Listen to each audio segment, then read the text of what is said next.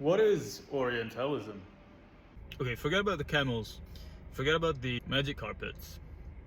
Forget all the academic definitions of Orientalism that you fell asleep to when reading the materials.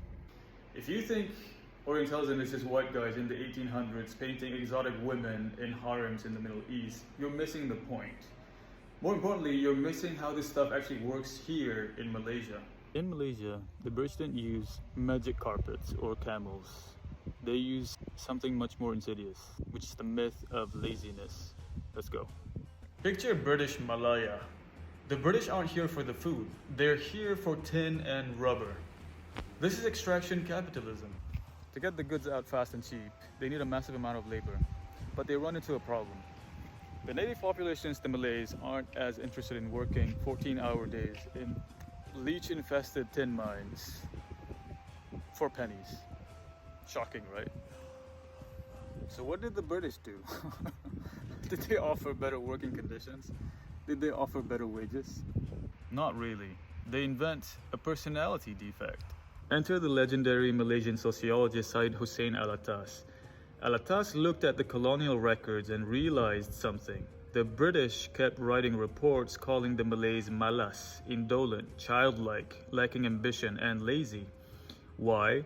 Because the Malays had their own economy. They were farmers, they were fishermen, they could feed their families without ever needing British cash. When the Malays refused to work on the plantations, they weren't being lazy.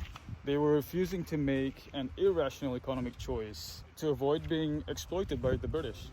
But the British couldn't admit that their wages sucked, so they pathologized their refusal to work. That, my friends, is Orientalism in action.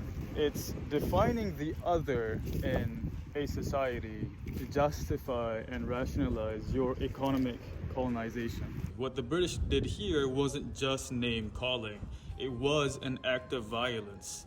Post-colonial theorist Gayatri Spivak calls this epistemic violence, as we learned in class last week. This is violence done through knowledge. Think about it. The colonizer shows up with guns, yes, but they also show up with clipboards, censuses, and school books. They destroy the way you understand yourself and replace it with their version of you. That is epistemic violence. It's gaslighting an entire civilization until they start believing in the lie themselves. It's when a colonized person looks in the mirror and sees what the white man wants them to see. So when you hear discussions today in politics, for example, that a certain race is good at business and a certain race is lazy and need handouts, need help from the government, know that you are hearing the ghost of British colonialism. The homework isn't to memorize a definition.